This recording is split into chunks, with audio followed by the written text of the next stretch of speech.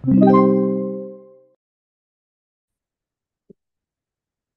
magandang araw. So let's have the next problem.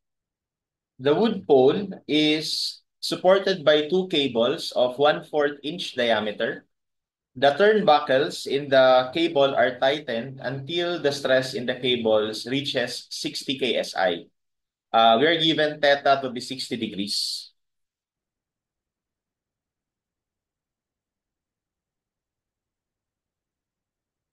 Okay, so calculate the tension in the cable in kips or kilopounds. Calculate the force acting on the wood in kips. And then determine the required diameter in inches of the wood if the working stress for wood is 200 psi. Okay, so first of all, we already know that the stress in the cable is 60 KSI. No? So 60 KSI means 60,000 pounds. Okay? Now, to calculate the tension in the cable, so alam naman natin na stress is equal to force over area. So tawagin ko lang na tension na yung tension na T, no, sa cable. So ibig sabihin, yung tension sa cable is just stress times area. Okay, and given naman yun, so we have 60. Keeps ang gusto niya eh. So, ano, i-keep ko na lang to na 60 KSI. 60 KSI means keeps per square inch times area. So, ang area ng cable ay yung diameter is 1/4 inch. No? So, pi over 4 times 1/4 squared. Ayan. So, meaning the tension in the cable can now be calculated.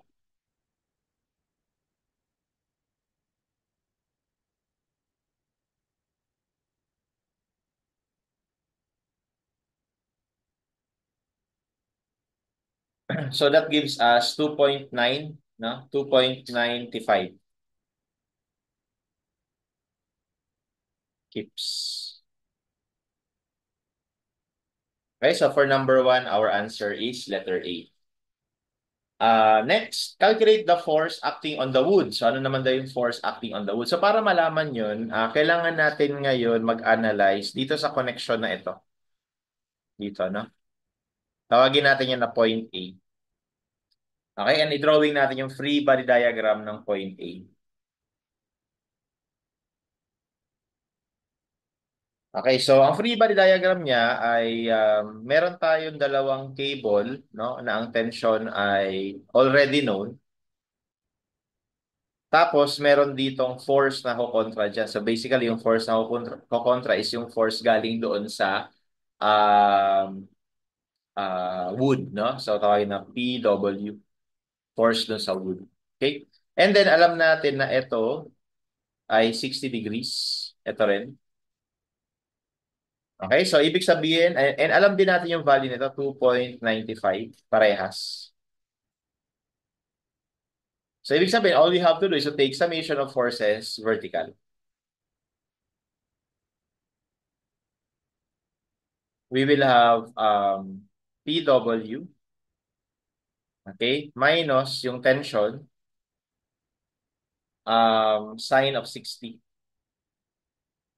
Tapos, times 2 kasi dalawa sila. Hindi kasya. Yan sa baba.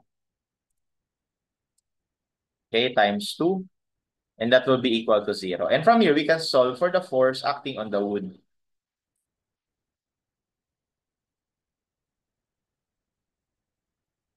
So, A, sine 60 times 2. So that gives us 5.10 kilo pounds or kips. Okay? And that's letter B, no? And then lastly, determine the required diameter in inches of the wood if the working compressive stress is 200 psi. So yung compressive stress daw ng wood, no? Actually, this is under compression kasi kung titignan nyo, yung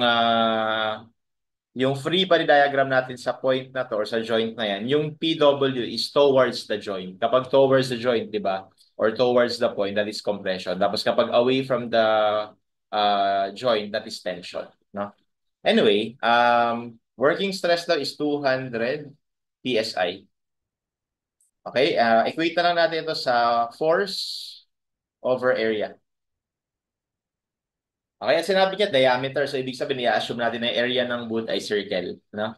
So, ibig sabihin, parang ganito yung itsura ng wood. Ito yung nasa ibabaw. Okay, so ito. Ano daw yung diameter niya? Okay, para makarry niya yung force dun sa wood. Okay? So, alam naman natin to. So, we have 200. Lagyan natin ng units. Pounds per square inch is equal to 5.10. So, gawin nating pounds. So, gumultiply ako ng 1,000 para maging pounds na siya over area. So, di ba, dahil circular, pi over 4 times diameter squared. And from here, kung titignan nyo, if this is in inches, the units here will be uniform with the units on the other side. No? So, pounds tapos square inch. So, ito naka-inches. So, from there, we can solve for the required diameter. Okay? So, pero gusto ko lang din linawin, na ang tamang dito, notation dapat is dapat etong actual stress ay hindi lalagpas dito. Ayan. Kasi yan na yung allowable, yan na yung maximum na eh. So, ibig sabihin, dapat ito, okay, ay mas malaki dapat yung allowable dun sa actual. Kaya yung diameter natin, pag yung cross multiply mo yan, so ang tama talaga dito, no? Diba ho, cross multiply mo to, tapos etong buong to, di-divide mo doon. So, yung diameter, nandito na sa side na to, so greater than na. So, diameter should be greater than or equal, and then solve for it. So, ano ba yan? Bali, so we have 5, yung answer natin. Store natin sa B. So, we have yung 5.10 times 1,000, tapos divided by pi over 4, tapos i-divide ko din sa ilalim yung 200. Tapos nandun na sa left side yung d squared. So ito ay d squared. And then we apply square root para ma-solve yung d. Okay? And that gives us 5.7, no? 5.7 inches. Okay? So, yan dapat yung sagot. So, ibig sabihin yung diameter natin should be at least 5.7. Yun yung ibig sabihin niyan, no? So, ito na yun. So, ngayon, if you look at the choices, you might see here na 5.6. Baka yan yung pwedeng sagot. Pero actually, hindi pwede to. Kasi kailangan nga natin at least 5.7 eh. So, dapat mas malaki sa 5.7. So, sa choice, pipiliin natin yung next higher value. And the next higher value is 6. So, that would be our answer. Okay, so that's how we would be choosing or designing, no, the diameter of the wood. We don't choose yung higher or we don't choose yung lower than our calculated. Kasi itong calculated natin, ito na yung minimum na pwede. So hindi na tayo pwedeng bumaba dyan. Okay? So that's how we answer this particular problem. Thank you all for watching and I'll see you on the next video.